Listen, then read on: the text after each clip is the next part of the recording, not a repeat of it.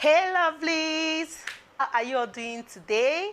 I hope you're good wherever you're watching me from. See, I'm trying to use natural light to film this video, but the sun, the sun is saying no. I know, I'm not going to agree to it. So we move. So how are you all doing today? I hope you're good wherever you're watching me from, because I am fine. Like, I'm doing great. So you're welcome. Thank you for always coming back to watch my videos. And in case today is the first time you're seeing this face, you're highly welcome. My name is Oluebube and this is my space. Welcome to my space. Please consider subscribing. Hit the red button that says subscribe and just turn the bell on, the bell beside it, turn it on, so that whenever I upload, you'll be the first to get notified, okay?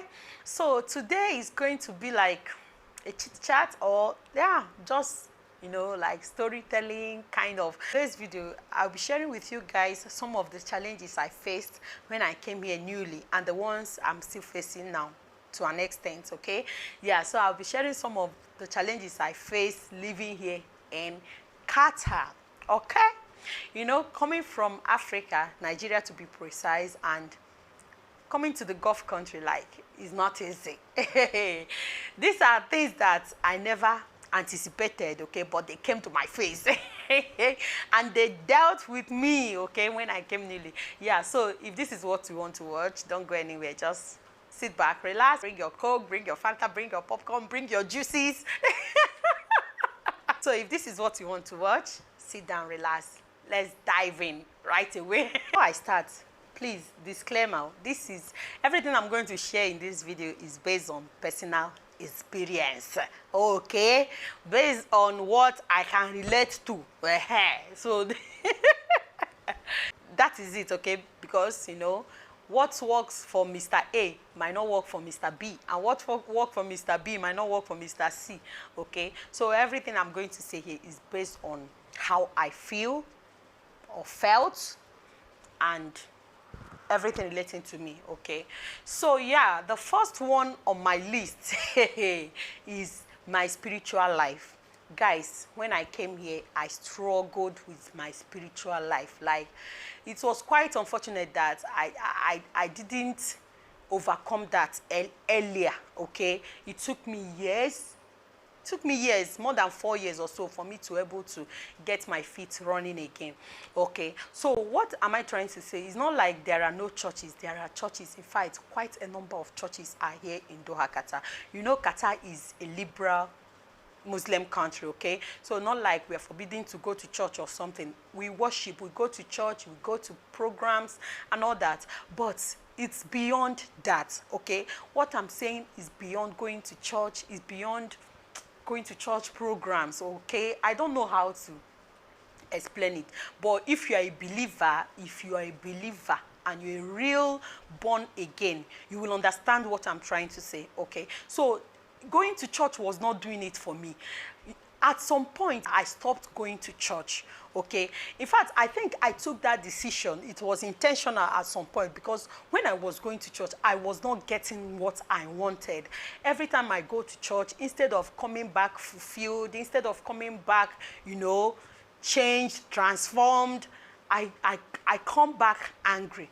So at some point, I decided I won't go to church again, and I stayed at home for 1 year. Guys, I stayed at home for 1 year. I did not go to church in this Qatar, okay? So it's, I don't know, and one, my environment contributed to it, okay? My environment, in the sense that when I came, a lot of people I met, they were not passionate, you know. In Nigeria, forget about, I don't know about people, religion and all that. When I talk about Christianity, I'm not talking about religion. Before you say, this one, they carry religion for her head, that is not what I'm talking about, okay?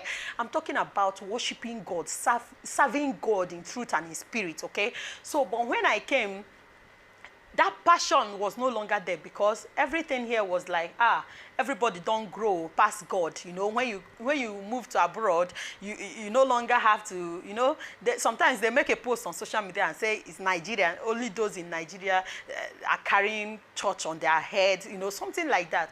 But that was what happened to me. Like, I was not influenced. It was not even influenced. I don't know, but I struggled, okay? So why am I saying this? It took me years, all right? It took me years to actually get my feet back. It took me years to actually come back on track, okay? And that's I regret it, okay? So because I felt that I did not plan properly before coming. I did not plan properly in that aspect. You know, when you are moving to a new place, you are planning, you are making arrangements for accommodations, you are making arrangements for everything. It's good to make arrangements for your spiritual life also, okay? So I stopped going to church for some time until one day I was led to where I'm worshiping right now, of which I thank God, I give God glory. Like every day I keep saying that, why didn't I see this church? Why didn't I see this place since I've been in this Qatar? But it is well, okay? Yeah, so learn from this. When you move to another country, it's good to, you know, get serious with God like you used to do where you're coming from. Don't even move to a new place and say, oh, you don't need God, or you don't need to pray, you don't need to do what you used to do. No, it's not good. And let me say this also. Online church does not do it. Okay, online church, joining your service online or your home church, it doesn't do it, because I tried it also, but it wasn't working. Like, you need that physical fellowship. Like, you need that physical fellowship. It builds up, like it builds one's faith up more than joining service online. Okay, so please, if you are attending, I'm not saying you should not attend online church. Please, if you are attending online church, make sure you are going to a physical church also. Okay, thank you. So the second one is food. Guys, when I came here, food, oh my goodness, I was crying. Like, I cried for months because I couldn't get myself to eat the things I was seeing here, okay? And even the ones we brought from home, they are dried food. Imagine someone that used to eat, you know, fresh ugu, fresh oha, fresh this one, fresh that, and I now come, everything I was seeing was dried vegetable, dried okazi, dried this, like, the thing was painful. I didn't even know, but we were managing it, okay? So it took me time for me to come around, you know, and adapt. Just know that that is life, you know, and you have to roll, okay? So I dealt with food, and even that time I got pregnant immediately I came. Oh my goodness, it made everything worse. Like, it made everything worse. I got pregnant and cravings. In fact, when I go to mall and the smell of food, anytime I perceived it, because they sell food in some malls, anytime I walk in there and perceive those things, I'll start vomiting. Like, I used to throw up inside the mall. It was so embarrassing, okay? That's because of the kind of food they have here, okay? Their smells, everything was just making me nauseous that time. But after some time, I got used to it. Now we used to eat Indian food, Arabic food, you know, everything. Okay. Second challenge I faced here is the weather. I'm still facing it, okay? The weather, in fact, I don't even know if I'll be able to adjust to this type of weather. The hotness in this country, like, is on another level, okay? And when I came, it was in October we came, right? Yeah. Immediately we came out from the airport. Immediately we just opened that door and came out. It was as if, hey, I don't know how to explain it. Like, I ran inside. Like, I ran inside. I'm telling you the truth, because it was so hot. You know, after being inside the airport, inside the plane, everywhere was cozy, and coming out and you're meeting, like, I don't know how to explain it. I want to say it was as if the gate of hell, but I can't use that as an example because I've not been there before and I will not be there. So, but what I'm trying to say is that the weather here is like, it's not even adapting. I cannot adapt. I can't adapt to this kind of weather. It's hot. I didn't anticipate for this kind of weather. Like, some days we get up to 47, 48, 49, 50 degrees. That is to tell you how hot this place is, okay? Like, this is a desert area. Rain doesn't fall. Did you know in my first year of being here in Qatar. I've said it before in one of my videos. In my first year of being here in Qatar, I used to take my phone, search, I'll come to YouTube, search for rain sounds. I can't remember how I used to, sound of rain or rain sound. You know, some people used to upload that on YouTube. I'll just turn it on, keep it on my bed. I'll just be, you know, be hearing that sound of rain, and thunder will strike. Thunder will strike. It was as if, like, that was how I was even getting pleasure from it, because I craved for rain. I craved for, like, let it be a drop, a single drop of rain. I couldn't see. Omo. I was now browsing. So even till now, I'm still struggling with the weather. It is very hot here. I don't even know how or when I will be able to cope with the weather. Okay? That one is still a challenge. All right. Next one is hair. All right. I was not informed though before I came. You know, our type of hair is different from this, the Qataris and every other, all the whites and all that, okay? Our type of hair in Africa is different from theirs.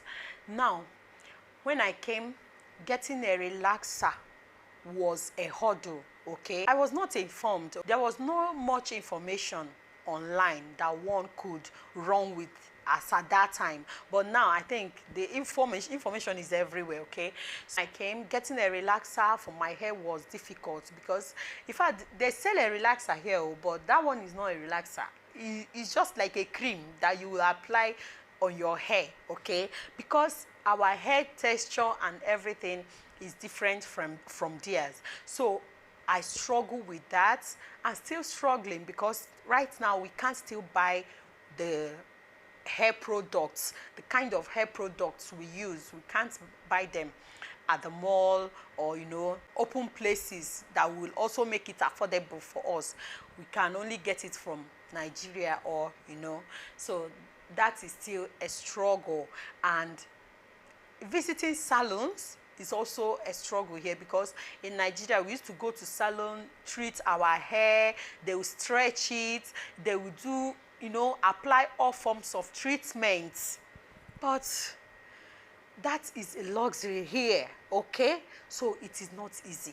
It is not easy. Still struggling with this one, because we are not doing everything DIY, which is not really easy. Sometimes you need a professional, you know. You need a professional to touch you up, you know, touch up your hair, touch up your look, all that. So this is still a challenge.